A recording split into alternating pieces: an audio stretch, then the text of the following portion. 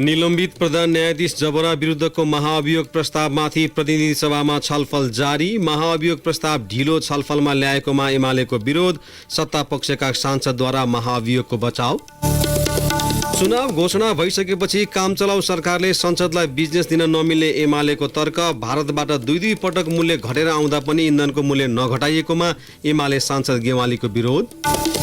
प्रदेश र प्रतिनिधि सभाको निर्वाचन प्रायोजनका लागि आजदेखि दल दर्ता सुरु। आफ्नो सम्पत्ति विवरण बुझाउन दलहरूलाई निर्वाचन आयोगको आग्रह। ताइवानको आकाशमा चीनले गरेको सैन्य प्रशिक्षण उक्साहट र गैर जिम्मेवार भएको अमेरिकाको आरोप। चीनको अभ्यास आजसम्म जारी रहने र आगामी महिना श्रीलङ्कामा हुने अन्डर 17 साफ च्याम्पियनसिपका लागि एन्फाद्वारा 45 खेलाडी छनौट। नमस्कार, कान्तिपुर डायरीका साथमा पुजनी र म पवन। सुरु गरौँ अहिलेसम्मका प्रमुख प्रसङ्गबाट। निलम्बित प्रधान न्यायाधीश चोलेन्द्र शमशेर जबरा विरुद्धको महाभियोग प्रस्ताव ढिलो गरी छलफलमा ल्याइएको भन्दै प्रमुख प्रतिपक्षी नेकपा एमाले विरोध गरेको छ। महाभियोग प्रस्तावमाथि आज भएको छलफलमा भाग लिने एमाले सांसदले सत्तापक्षको निहित स्वार्थ पूरा गर्नका लागि महाभियोग ल्याइएकाले संसदमा दर्ता भएको लामो समयपछि छलफल चलाइएको बताए।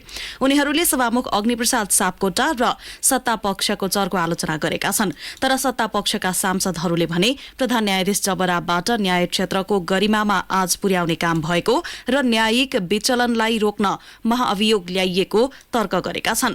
एमाले सांसद प्रदीप गेवाली र खगराज अधिकारीले चुनाव घोषणा भइसकेको अवस्थामा महाअभियोगबारे संसदमा छलफल गर्न मिल्ने कि नमिल्ने भन्ने प्रश्न उठेको बताउनुभयो। एमालेकै सांसद महेश बस्नेतले महाभियोगको प्रस्तावको छिनोफानो गर्न नभई समय सीमा कटाउनका लागि मात्रै छलफल गराइएको बताउनुभयो।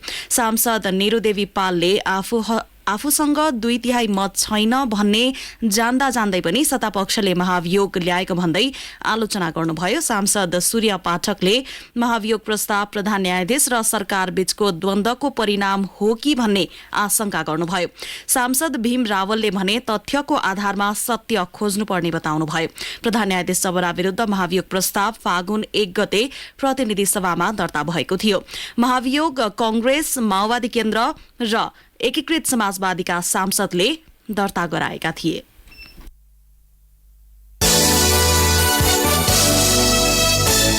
प्रमुख प्रतिपक्षी दल नेकपा एमाले निर्वाचन घोषणा भइसकेपछि सरकार काम चलाउ भएको र काम चलाउ सरकारले संसदलाई बिजनेस दिन नमिल्ने तर्क गरेको छ।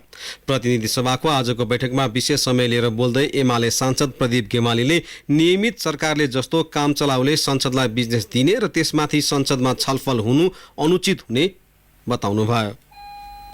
निर्वाचनको मिति घोषणा भइसकेपछि सरकार काम चलाउमा रूपान्तरित भयो, यो त प्रश्न भयो। तर हामी सदन चलाइरहेका छौँ। काम चलाउ सरकारले सदनलाई बिजनेस दिन मिल्छ र सभा महोदय उसले बिजनेस दिने र त्यो बिजनेस नयाँ विधेयक दर्ता गर्ने या उठेका विधेयकहरूमाथि उठेका प्रश्नहरूको छलफल गर्ने त्यो स्थिति बन्छ। उहाँले लामो समयसम्म प्रधान न्यायाधीश चोलेन्द्र शमशेर जबरा विरुद्धको महाअभियोग प्रस्ताव अघि नबढाएर चुनाव घोषणापछि मात्र बढाइएकोमा पनि आपत्ति जनाउनुभयो। समय छँदै प्रक्रिया अघि नबढाउने र समय घर्केपछि ईभी सान्नका लागि मात्रै प्रक्रिया अघि बढाउने कामले गलत नजिर बस्ने उहाँले उल्लेख गर्नुभयो। सांसद गेवालीले अर्थ मन्त्रालयमा सचिव बन्नका लागि समेत कर्मचारीको भागाभाग हुने स्थिति आएकोमा कटाक्ष गर्नुभयो। संसदीय छानबिन समितिलाई राम्ररी काम गर्न नदिएको र अर्थमन्त्री जनार्दन शर्मालाई चोख्याउन मात्रै समिति गठन गर्दाको परिणाम अर्थमा अहिले देखिएको उहाँले बताउनुभयो। किनभने त्यहाँ जे रिकभर भएको फुटेज हो त्यो फुटेजको आधारमा त्यस दिन त्यहाँ कोही प्रवेश गरेको थिएन या गरेको थियो कुनै पनि भन्न मिल्दैन। त्यस पछाडि अध्ययनका लागि, अनुसन्धानका लागि जे जति कामहरू गरिनु पर्थ्यो, कल डिटेल लगायतका अन्य विषयहरू, ती केही पनि कामहरू हुन पाएन र समितिमा बिरलै देखिने र हुन नहुने संसदीय छानबिन समितिहरूमा अल्पमत र बहुमत होइन, तथ्यमा आधारित भएर निष्कर्ष निकाल्नुपर्ने त्यो विधि फलो भएन र अपुरो अध्ययनको आधारमा जे रिपोर्ट आयो त्यसको परिणाम आज अर्थ मन्त्रालयमा कर्मचारीहरू भागाभाग हुनुपर्ने स्थिति सृजना भयो। देशको अर्थतन्त्र गम्भीर अवस्थामा छ। हामीले पटक पटक यो सदनमा रेकर्ड गराइरहेका छौँ। तर अर्थमन्त्रीज्यू घरि गभर्नर जस्तो एउटा स्वायत्त निकाय, राष्ट्र बैंक जस्तो स्वायत्त निकायमाथि हस्तक्षेप गर्नुहुन्छ, घरि उहाँको मातहत बस्नका लागि कोही कर्मचारीहरू तयार हुँदैनन्। यो कुराले सरकारलाई, प्रधानमन्त्रीलाई कहीँ कतै पोल्दैन। त्यस्तै सांसद गेवालीले भारतीय आयल कर्पोरेसनबाट दुई पटक पेट्रोलियम पदार्थको मूल्य घटेर आउँदा पनि नेपाली जनताले महँगो शुल्क तिर्नु परेको भन्दै आपत्ति जनाउनुभयो। भारतले बढाउँदा तत्कालै बढ्ने र घट्दा घाटा देखाएर नेपालमा इन्धनको मूल्य नघटाउनु बेइमानी हुने उहाँको तर्क थियो। 31 रुपियाँ घटाउँदा समेत पनि उपभोक्ताहरूले महँगै मारमा पेट्रोलियम पदार्थ किन्नु पर्ने, नाफा हुँदा नाफा जति आयल निगमको पोल्टामा, घाटा हुँदा घाटाको भार जति उपभोक्ताहरूको काँधमा। यो कहाँको न्याय हो सभामुख महोदय? त्यसबारे म गम्भीरतापूर्वक आग्रह गर्न चाहन्छु, सरकारले तत्काल पेट्रोलियम पदार्थको मूल्य घटाएर उपभोक्ताहरूलाई, आम नागरिकहरूलाई राहत दिनुपर्छ। सरकार भएको कुराको अनुमति दिनुपर्छ। एमाले सांसद बिन्दा पाण्डेले राज्यका हरेक निकायमा लैंगिक आधारमा समावेशी र समानुपातिक प्रतिनिधित्व हुनुपर्ने संवैधानिक प्रावधानका बारेमा समेत संसदमा छलफल नचलाइएकोमा आपत्ति जनाउनु भएको छ। 2077 चैत्र 9 गते संसदमा जरूरी महत्वको प्रस्ताव दर्ता गराएको र त्यसमाथि छलफल नचलाइँदा गठबन्धनको नाममा स्थानीय चुनावमा 163 पालिकामा महिलाको कार्यकारी पद हरण भएको उहाँले बताउनुभयो। सरकारले संघ र प्रदेशको चुनाव घोषणा गरेको र सो चुनावमा पनि महिला सहभागिता सुनिश्चित हुनेमा उहाँले शंका व्यक्त गर्दै यसको सुनिश्चितताका लागि पहल गर्न सभामुखलाई उहाँले आग्रह गर्नुभयो। गठबन्धनका नाममा कानूनको उपहास गर्दा 163 पालिकामा महिलाको कार्यकारी पद हरण गरियो। आगामी निर्वाचनमा त्यसो हुन नदिन निर्वाचन सम्बन्धी कानूनको संविधान सम्मत संशोधन गरियोस् भनेर फेरि पनि संसद सचिवालयमा गत जेठ 18 गते ध्यानाकर्षण र साउन 16 गते जरुरी सार्वजनिक महत्वको प्रस्ताव दर्ता भएका छन्। तर उक्त प्रस्तावहरू पनि आजको कार्यसूचीमा समावेश छैन। मङ्सिर 4 गतेको लागि निर्वाचनको घोषणा भइसकेको अवस्थामा सरकार फेरि पनि संवैधानिक प्रावधान मिचेर जाने सोचमा छ भने त्यो कदापि स्वीकार्य नहुने जानकारी गराउँदै उक्त प्रस्तावहरूमाथि यथाशीघ्र छलफल गराउन सभामुख महोदयबाट पहल होस् भन्ने माग गर्दछु। प्रदेश र प्रतिनिधि सभाको निर्वाचन प्रयोजनका लागि आजदेखि दल दर्ता सुरु भएको छ। साउन 31 गतेसम्म दल दर्ता गर्न सकिने निर्वाचन आयोगले जनाएको छ। सरकारले आगामी मङ्सिर 4 गतेका लागि प्रदेश र प्रतिनिधि सभाको निर्वाचन घोषणा गरेपछि आयोगले तयारी एवं व्यवस्थापन अन्तर्गत दल दर्ता आह्वान गरेको हो। दल दर्ताको निवेदनसँगै राजनीतिक दलले आफ्नो विवरण, दलको केन्द्रीय कार्यकारिणी समिति, प्रदेश एवं जिल्ला समितिका पदाधिकारी एवं सदस्यको संख्या, वार्षिक लेखा परीक्षण, पार्टी संगठनहरूको निर्वाचन भएको पछिल्लो मिति समेत उल्लेख गर्नुपर्ने निर्वाचन आयोगका प्रवक्ता शालिग्राम शर्मा पौडेलले बताउनुभयो। दल दर्ताको निवेदन दिँदा प्रतिनिधि सभा सदस्यका लागि छुट्टै एवं प्रदेश सभा सदस्यको हकमा प्रदेशगत रूपमा 7 वटा प्रदेशका लागि छुट्टै निवेदन पेश गर्नुपर्ने निर्वाचन आयोगले जनाएको छ।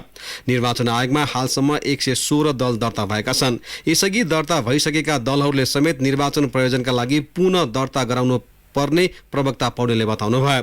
निर्वाचन आयोगले दलहरूका केन्द्रीय पदाधिकारी एवं सदस्यको सम्पत्ति विवरण साउन मसान्तभित्र पेश गरिसक्न समेत राजनीतिक दलहरूलाई आग्रह गरेको छ।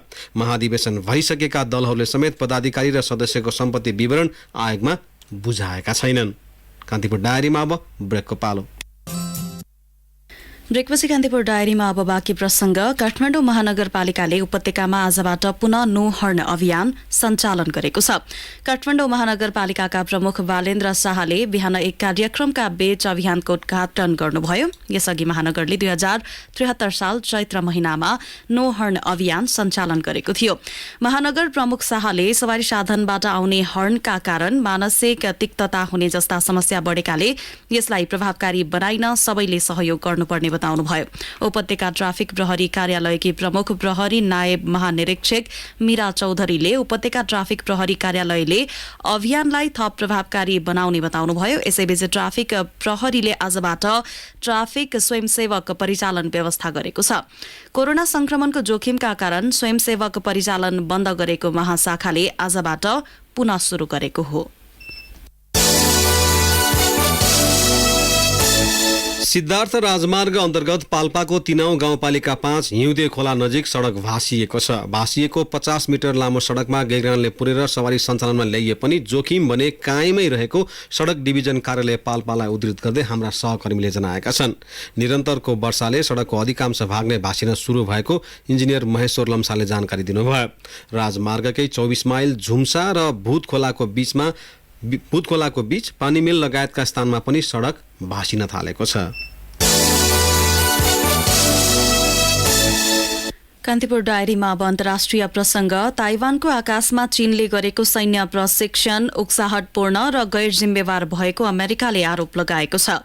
चीनले आफ्नो मुलुकमा आक्रमणका लागि सैन्य प्रशिक्षण गरेको ताइवानको आरोपका बीच अमेरिकाको यस्तो भनाइ आएको हो। ताइवानको स्थिति परिवर्तनका लागि बेजिङ उद्यत रहेको व्हाइट हाउसको आरोप छ। अमेरिकी सभामुख नेन्सी पेलोसीको ताइवान भ्रमणपछि सो क्षेत्रमा तनाव उत्कर्षमा पुगेको छ। पेलोसीको ताइवान भ्रमणले आफ्नो सार्वभौम सत्तालाई चुनौती दिएको रूपमा चीनले व्याख्या गरेको छ। चिनिया युद्धक विमानले ताइवानको हवाई र समुद्री सीमा पार गर्दै प्रशिक्षण गरिरहेका छन्। ताइवानी लडाकु जहाजहरूले चिनिया जहाजलाई तितर-बितर पारेको दावी गरिरहेको छ। बेइजिङको पछिल्लो घटनाक्रमबारे कुनै प्रतिक्रिया नदिए पनि आजसम्म सैन्य अभ्यास चल्ने यसअघि नै स्पष्ट पारेको थियो। अब खेल प्रसंग। अखिल नेपाल फुटबल संघ एन्फाले अर्को महिना श्रीलंकामा हुने अन्डर 17 साफ च्याम्पियनशिपका लागि 45 खेलाडी छनौट गरेको छ।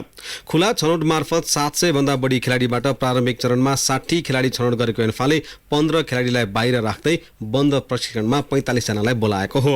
छनौटमा परेका खेलाडीहरूको बन्द प्रशिक्षण भोलिबाट सुरु हुने अन्डर 17 टोलीका मुख्य प्रशिक्षक उर्जन श्रेष्ठले जानकारी दिए।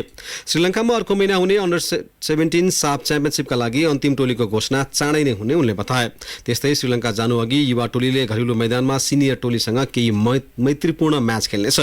साफ च्याम्पियनशिप आगामी भदौ 20 देखि 29 गतेसम्म श्रीलंकामा हुँदैछ। नेपाल रहेको समूह बी मा भारत र भुटान पनि छन्। इङ्ग्लिस प्रिमियर लिग फुटबलमा आज 3 खेल हुँदैछन्। सावेक विजेता म्यान्चेस्टर सिटीले सिजनको पहिलो खेलमा वेस्ट ह्याम युनाइटेड विरुद्ध खेल्दैछ। दुवै टोली जित निकाल्दै सिजनको सुखद सुरुवात गर्ने योजनामा छन्। सिटीको घरेलु मैदानमा हुने खेल नेपाली समयअनुसार राति 9:15 बजे सुरु हुनेछ।